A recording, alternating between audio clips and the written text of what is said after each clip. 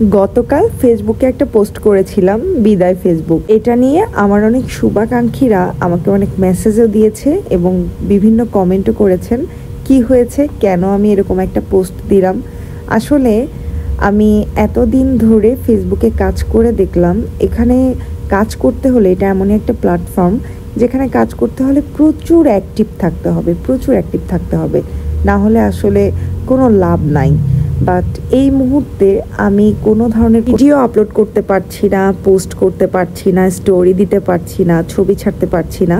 মানে যা যা প্রয়োজন, আলহামদুলিল্লাহ আমার কন্টেন্ট মনিটাইজেশন সেটআপ আরও আগে চলে এসেছে। বাট আমি সেটার জন্য কোনো ধরনের কোনো পোস্টই করতে পারছি না বা অ্যাক্টিভই থাকতে পারছি না। এটা আসলে পুরোপুরি আমি ইচ্ছাকৃতভাবে করছি সেটাও না, আমি চেষ্টা করছি।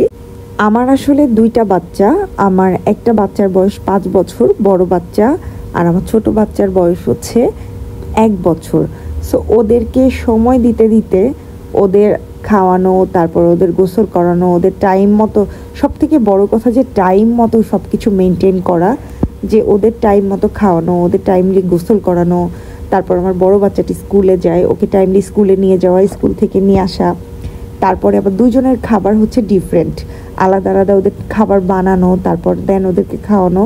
সো সব কিছু মিলে আমার বাচ্চাদের কথাই বলি, বাকি সব কিছু বাদ দেই, শুধু বাচ্চাদেরকেও যদি প্রায়োরিটি দিতে যাই তাহলে আসলে ফেসবুকে ওইভাবে আমার অ্যাক্টিভ থাকা হচ্ছে না।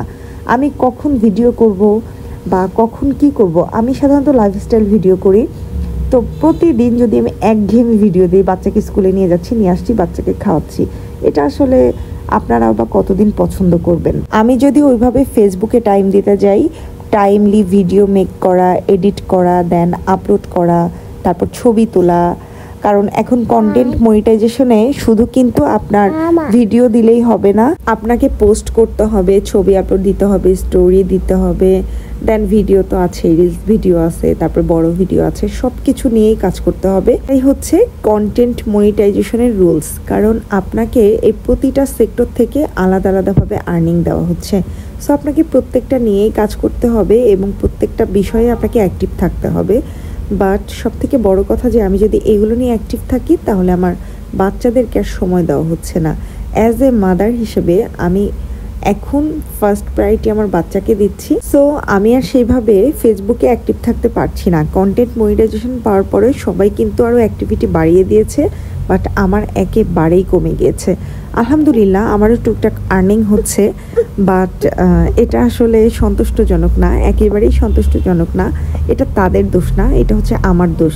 কারণ আমার আরও বেশি সময় দিতে হবে, আরও পোস্ট করতে হবে, ভিডিও আপলোড করতে হবে। আমি একটা সময় খুব টাইম মেনটেন করে ভিডিও পোস্ট তারপর ছবি দিতাম, তখন কিন্তু অলরেডি আমার ভিডিও ভাইরালও হয়েছিল। আমার কিন্তু কয়েকটা ভিডিও ফর ইউতে গিয়েছিল, কয়েকটা না বেশ কয়েকটা। আমার ভিডিও মিলিয়ন হয়েছে, 4 লাখ, 5 লাখ, 1 লাখ, 50,000, 25,000, 20,000, 18,000, 5,000, মোটামুটি আমার কিন্তু যথেষ্ট ভালো ভিউ ছিল। আমার ফলোয়ার্স খুব বেশি না হলেও আমাকে কিন্তু এই কারণেই কন্টেন্ট মনিটাইজেশন সেটআপ দিয়েছিল। সো তখন আমি খুব অ্যাক্টিভ ছিলাম, তারপর হচ্ছে আমি খুব টাইম মেনটেন করতাম, দিনে 3টা করে রিলস আপলোড দিতাম, একই টাইমে ছবি আপলোড করতাম, পোস্ট করতাম, লেখালেখি করতাম, স্টোরি দিতাম, অনেক কিছু করতাম। সো আর এখন দেখেন আমি আসলে এইদিকে আমি আসলে প্রায়োরিটি দিচ্ছি না, সময় হচ্ছে না, কথাটা ভুল। আমি যদি চাই তাহলে অবশ্যই সময় দিতে পারবো, বাট আমি পুরো সময়টাতে, আমি ওই সময়টাতে আমার বাচ্চাদের সাথে খেলা করছি, ওদেরকে নিয়েই আছি, ওদেরকে সময় দিচ্ছি, ওদের সাথে কার্টুন দেখছি, ওদেরকে খাওয়াচ্ছি, ওদের সাথে গল্প করছি, দেন ওদের সাথে প্রচুর সময় কাটাচ্ছি, যে কারণে আমি আর ফেসবুকের দিকে এভাবে অ্যাটেনশনটা দিতে পারছি না, চাইলেও দিতে পারছি না, ওই সময়টা আর আসলে হয়ে উঠছে না। এটা কিন্তু আমার খুব শখের একটা জায়গা, আমি কিন্তু ভীষণ শখ করে ফেসবুকে কাজ করতে এসেছি। তো আলহামদুলিল্লাহ এখান থেকে আমি আর্নিংও করছি। সো এখন আর কি বলবো, আমি মূলত ব্যস্ততার জন্য বাচ্চাদেরকে বেশি সময় দেওয়ার কারণেই এবং ওদের জন্যই আমি মূলত এখানে এখন অ্যাক্টিভিটিটা কমিয়ে দিয়েছি। ওরাও আমি চেষ্টা করছি টুকটাক কাজ চালিয়ে যাওয়ার। আসলে আমি এটা হয়তো ছাড়তে পারবো না, কারণ এটা আমার খুব শখের একটা জায়গা।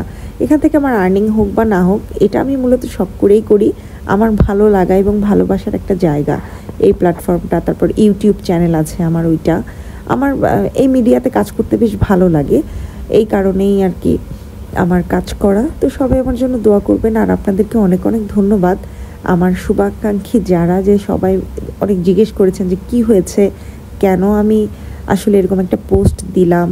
আর আমাকে পার্সোনালি অনেকে মেসেজও করেছে, আপনাদের সবাইকে ধন্যবাদ। তো আলাদা আলাদা করে তো এইভাবে উত্তর দেওয়া সম্ভব না, তাই একটা ভিডিও বানিয়ে দিলাম আপনাদের জন্য। থ্যাংক ইউ, সবাই আমার পাশে থাকবেন। ইনশাল্লাহ আমিও চেষ্টা করব আপনাদের মাঝে মাঝে কিছু অ্যাক্টিভিটি শেয়ার করার, বাট জানি না কতটা পারবো, তবে আমি সর্বোচ্চ চেষ্টা করব।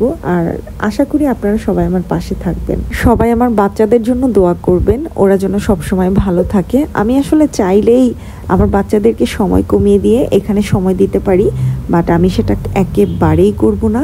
আমি যদি বেঁচে থাকি তাহলে এই প্ল্যাটফর্মে আরও অনেক কাজ করতে পারবো, আরও অনেক সময় নিয়ে কাজ করতে পারবো, সারা জীবনই করতে পারবো। বাট আমার বাচ্চারা যখন বড় হয়ে যাবে তখন ওদের এই ছোটোবেলার এই এখনকার এই মুহূর্তগুলো আমি কোনোদিনও ফিরে পাবো না। তাই ওদের বর্তমানের এই মুহূর্তগুলো আমি কিছুতেই আর মিস করতে চাই না, আর আমি কখনো এটা মিস করব না।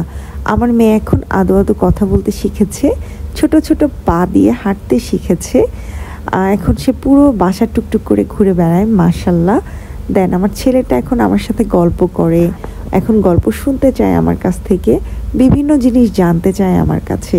সো কিছুদিন পরে, আর কিছুদিন বলতে আর 5 বছর পরে এরা দুইজনের একজনও কিন্তু এই কাজগুলো আর করবে না, এটাই স্বাভাবিক। যখন অনেক বড় হয়ে যাবে তখন তো আর ওদেরকে কাছেই পাবো না। জানি না কখনো সবসময় দেখা হবে কিনা, হয়তো নিজেদের চাকরি বাকরি বা লেখাপড়ার জন্য অন্য কোথাও সেটেল হতে হবে। সো এটাই হচ্ছে আমাদের লাইফ। তো ওদের এই মুহূর্তগুলোকে আমি কখনোই মিস করতে চাই না, তাতে আমার লাইফের অন্য কিছু মিস হলে হোক, বাট আমি আমার সন্তানদের সাথে কাটানো এই মুহূর্তগুলোকে আমার জীবনের বেস্ট মুহূর্ত বলে মনে করি। সবাই আমাদের জন্য দোয়া করবেন, সবাই ভালো থাকবেন, সুস্থ থাকবেন। আল্লাহ হাফিজ।